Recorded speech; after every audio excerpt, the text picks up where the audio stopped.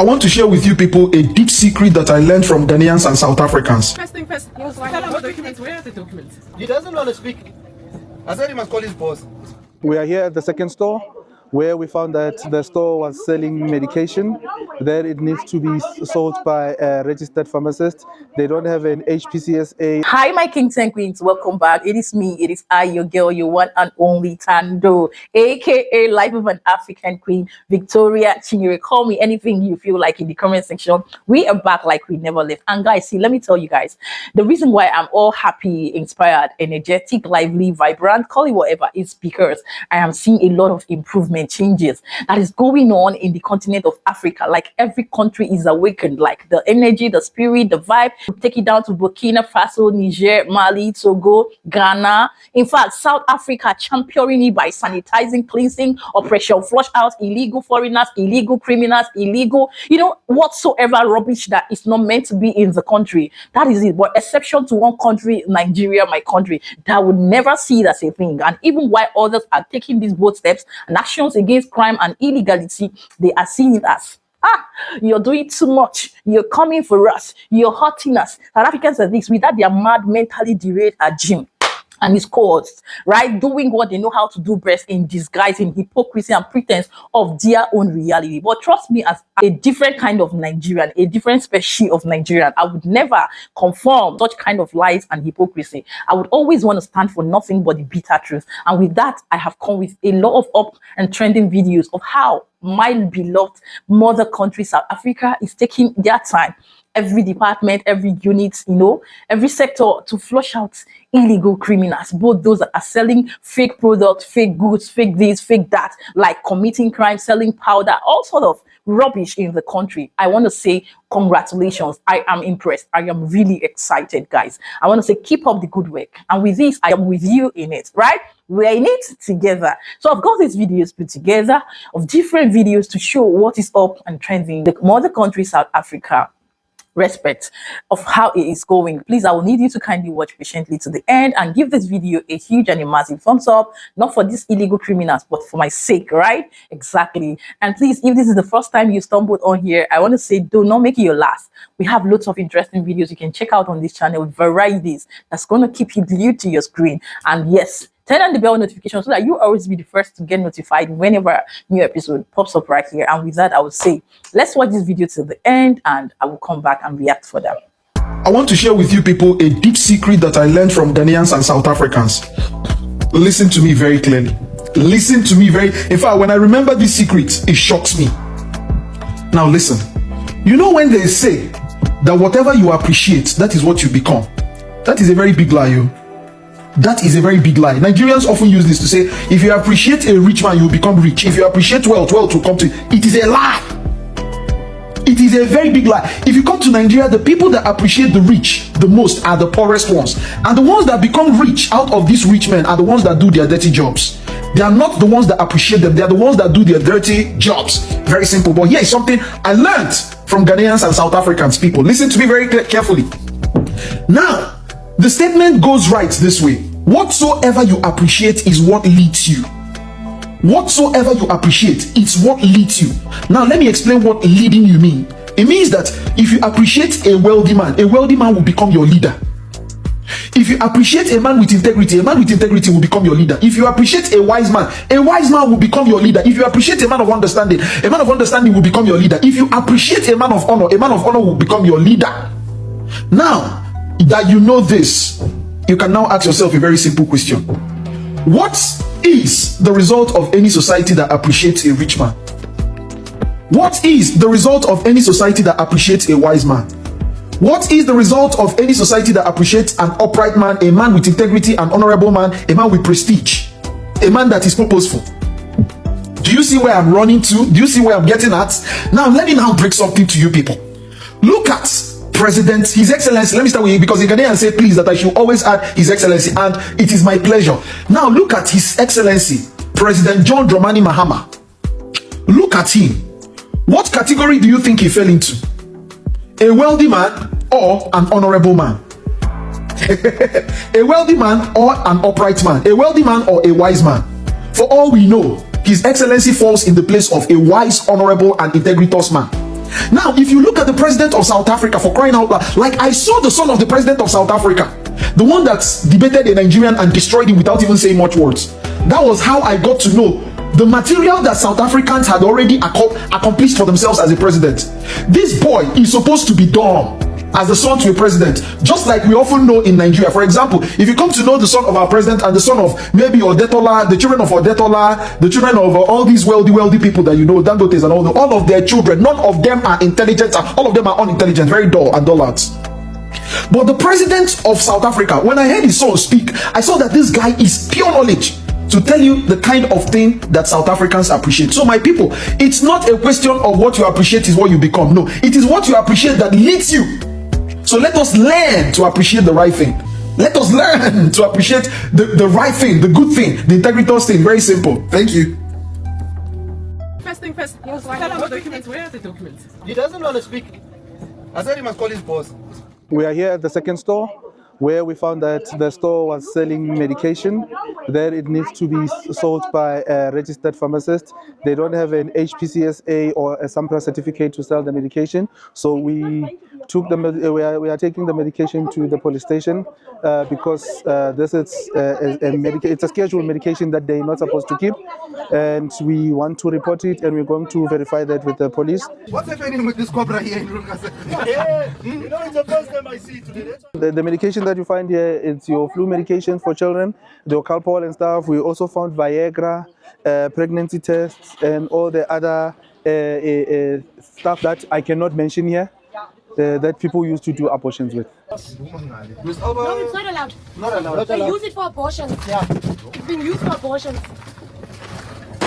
Even this, after you've taken the Miss Alba, at the shop, they are selling lean, they are selling medicine to the community, and they don't have chemical license to sell medicine. no, they bring it back and then. Here's the lean. This is the lean. Oh, nice. Nee, dat is Miss Alba. Nee, dat is Miss Wat is Alba. Miss Alba? Dat is Miss Alba. Easy. Wait, They put it in the cold drink and they drink it. They drink Miss Alba. Yes. Miss Alba for anyone. Miss Alba makes you shit. Miss Alba, anyone is using No, Miss Alba. but you're not a pharmacist. Come inside. Okay, tell us. We want the balance of the medication here. Lean, it's still pain. Still pain. They add it with a cold drink, Kingsley, especially the blue one, the bubble gum. They put it in there, and when they drink it, they get a high. And with the Xanax, it's blue tablets. They sell it 4 for 10 rand. Then they add 2 of the tablets in there also, and then they drink it, which makes it a drug. And then they drink it and do funny things here in the community. What's running like that? What's that? It's a cat. The SPCA. The store plan is not proper. There's no ventilation, no fire extinguishers, and okay, the place is divided where he sleeps and where he sells. But however, we found that he sells cosmetic stuff like your hair and the food in one place. So that's also a problem. Under the Health Act, where is it? This is not allowed. Repackaging is not allowed. And you must check the stylos. Stylos are what kills children. Stylos are the most dangerous things. Silos and go-slows. The foreign shops must be closed. They must be closed. They're selling expired stuff to the people as well, the children especially. The go-slows that they are selling, there's expiry dates on them. The children are eating it. And we just feel all the foreign shops must be closed. That's all that we want, the CPF. Our own people can go in and use these shops. So then we can utilize people, how can I say, empower more people to have their own shops here in Witgesag than rather using foreigners. We don't want the foreigners here. I'm not sure about that. Which one? Bakatwa no? Bakatwa no? If you complain, I can complain. Se which one? Bakatwa no? Yeah, I'm too high on it. Kira Bakatwa no? I am Remela butua hai. Mara akere mo kholla sa house tla go. So wena no o re go emela utua hai. And then contract o ba signisitse yona ni.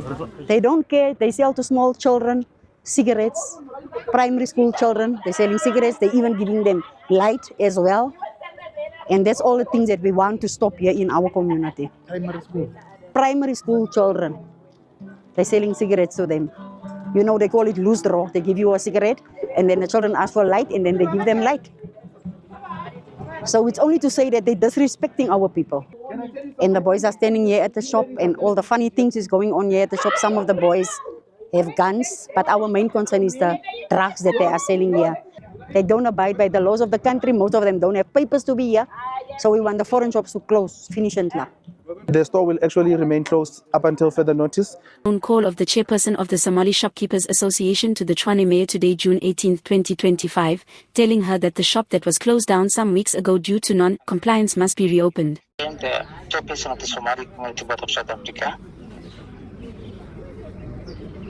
and I've been looking for you long, and thank you for you calling me back. Okay. I was sending you the email and the head letter for on your WhatsApp, and I was busy to see you, but still I don't get you. Why do you need to see me? The issue of Mamelodi.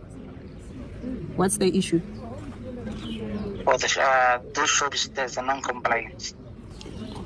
Is it compliant? The non-compliance shops for that the Mams Kashankiri was closing, and the province side was elimination for all the province side, and we removed, and all that things I was need to discuss for you. So why do you need to discuss with me? Because the mayor, you are the head of the Tshwane, and we did what you was, and then we comply. No, but the mayor doesn't have paperwork for you to comply. Either you comply or you don't. Do you comply? Yes. How do you comply if you have built a shop on the servitude? How do you comply when you have a fuel tank in your property without the necessary documentation? How do you comply if you have built on 4 properties without the approvals of the city? Yeah, it's true. So I heard that you tried to bribe one of our councillors with 150,000 rands. I heard that you've been reporting me to everyone who cared to listen. Is this how you work in your country? No. Then why are you disrespecting our laws? It's not Are we a banana republic to you? Do you come here and do as you please? You don't pay taxes here. You keep cash up to R1 million in your property. You keep illegal immigrants in your property. And you want to come and disrespect me. You want to meet with me. What do I say to people who don't respect our laws? We respect the laws, and we are compliance. You are not compliant. We are not crazy. We can't just tell you that the people that we have employed are illegal immigrants if they are not. We are not crazy people. I don't know what you normally do with politicians. Say, I am not that type. You do not bribe me to break the city of my people, the country of my people. So you must learn our laws. You must learn our laws. Once you have done that, we can talk. Just to recap, what happened to the Mamelodi cash and carry shop in question? Residents of Tshwane were back in Mamelodi this morning. We are in Mamelodi Cash and Carry. You have alerted me that they've reopened after they were closed 2 weeks ago. They, particularly this one, is closed because they've built this nonsense on the servitude. And they've been given notices. They were closed down. But the arrogance of these people is unmatched. So upstairs, they stay inside this shop. We have found cash machines, even with the receipts of almost R1 million printed just for one day. So these people are here to milk the economy. They don't pay tax, and they are breaking our laws left, right, and center. We are back. The one thing is to process the ones behind me. As you can see, they are all Ethiopians, and we're going to close down the shop again and just follow up in terms of the demolition, because we must demolish this. But residents of Mamelodi, there is economy in informal sector. Do not listen to them when they say there's no money. If this shop alone can make it. Greetings, everyone. New developments. There's 2 updates that I would like to bring across to your attention. Yesterday, the mayor of Cape Town, that's Honorable JP Smith, he was on Radio Tygerberg, that's CCFM, and he highlighted that they have a green light to evict the foreign nationals that are occupying the tent past the Kensington area and that of the Belleville side. These are the tents that were erected during the COVID-19 pandemic. However, the immigrants that are not documented that were in occupation of these places have refused to move. And now, after failed attempts to get them relocated, the mayor did make mention that they have now the green light. The court papers have been served, and at any time or day from now, they will be evicted and deported. So this development means that they will be working in conjunction with the Home Affairs to identify where these people are from, and then send them back to their respective countries of their citizenship. All right, let's just watch this news to hear what has been unfolding, and just also to bring it to your notice. Let us watch. A group of around 160 foreign nationals has found refuge here at the Wingfield site, a piece of land belonging to the Department of Public Works. A further 200 people are occupying the City of Cape Town-owned Pain City site in Bellville. Well, of course, we would love to use this for much more productive purposes. This is Public Works-owned land, as is all of this land behind us, that bush, that field over there. And it's in very poor condition. There's lots of people living illegally inside that bush there.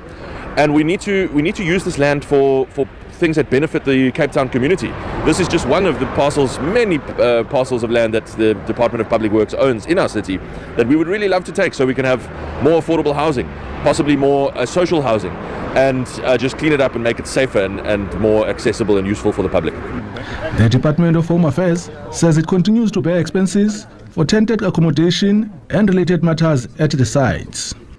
So over the years, the Department of Home Affairs, working with international agencies, have provided aid, but also numerous opportunities for people to be repatriated to their home countries or take up other offers of assistance. A number of people have done that, and I want to thank our partners and those people for taking up those offers. We have joined this court action to ensure that people living here are removed from the site, that we take back ownership of the site, to ultimately then work with the City of Cape Town on a broader project to assist the community, and particularly their social housing needs.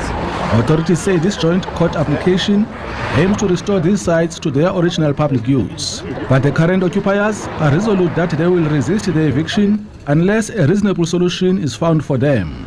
Regarding deportation, anybody can be happy when he's at his home. But as the world know that home there is no peace. Deporting me, going to Congo where there is a war, and even South Africa is supporting us on that war, that the peace can be maintained. But there's no peace at all. Deporting me, it's like you are sending me to go and die. We think it's not the first time to promise us about a court order. We are here, we are vulnerable. So as we don't have any power to defend anything because we are human beings, but the government from South Africa, you don't think about us and like a human being. So a court order, we're waiting by any time. We are here. We didn't come by this country because to live by this life like this intent, what, no. For now, we are vulnerable. We're waiting for any court order you can do for us, not the first time. Authorities say support was offered by the state over time to assist the foreign nationals. Mlamli Maneli, SABC News, Cape Town. Well, there you have it. This is what happens when you get comfortable. Between 2020 to 2025, that's about 5 years that these structures and tents were erected, and this, I believe, was supposed to be a temporary shelter which had now become a permanent residence for the illegal immigrants. Prayers go to those that are from the war-torn areas, and we pray and trust that they will get to their respective countries safely. If you're an illegal immigrant, do make sure that you get yourself documented. Make sure that you're legal in the country. Obey the laws of the country. And welcome back, guys, and thank you for staying through. If you did watch up till now, you see the fact is this: the entitlement mentality of these people, it's the one that pisses me off the most. Like, I put out a video the other day, and one of them was like, our government is killing us, so our country is not safe. The Western world set up our country in a way that they are using it to disrupt the peace, the safety, and that's why we left miles away of different countries down to South Africa. Like, make it make sense if South Africa is now a dumping site for lunatics, for mentally unstable, derailed people who thinks that coming to South Africa for asylum, seeking asylum is a norm or a thing. Like, it's the audacity for me, it's the mindset for me, it's the creativity for me. I think at this point, these people are, sorry to say, mentally unstable, because as a Nigerian, that I know what we're going through, and I'm still here fighting and dealing with it. Why should I wake up one morning and I'm like, I want to go to South Africa, I want to go to Ghana, I want to go to this country and that country to seek for asylum? Tell me, how does it even sound? And this is what these people go there to do. Like, oh my God. You see, anything I always tell you guys that is built on illegality, criminality, best believe you will always expect garbage, all manner of rubbish. And this is actually what we are seeing here. Thankfully, the team of South Africa is working and working effectively where to fix these things. And I am happy with what we are seeing there, right? And with this, I would say they should keep up the good work. Do not relent, don't stop until we get to the end. I want to say, well done, South Africa. We are learning. I am learning a lot from you guys. And so far, so good. My mindset, my mentality, everything is upgrading, improving every day. And the love and connection I have with you guys is deep. Like, is deep. If this was just for mere views and videos, I won't be here, best believe, but I am connected with you guys because by spirit, by truth, by character, I am more of South African than Nigerian, right? Even though I'm Nigerian by blood. So that is it, that is that. I don't want to be the only one talking. I would love us to have this conversation. What do you think about all these people are perpetrating and carrying out in the country? Let me know your thoughts. Let's make it more communicative and interacting down there in the comment section. And if you do like this video you've watched up to now, please give it a huge and a massive thumbs up. Share and stay subscribed if this is the first time here. This is coming from me, your one and only Tando, aka Victoria Chinyere, life of an African queen. Keeping it real, happy, safe, and blessed until I will see you in my next one. Ciao, ciao.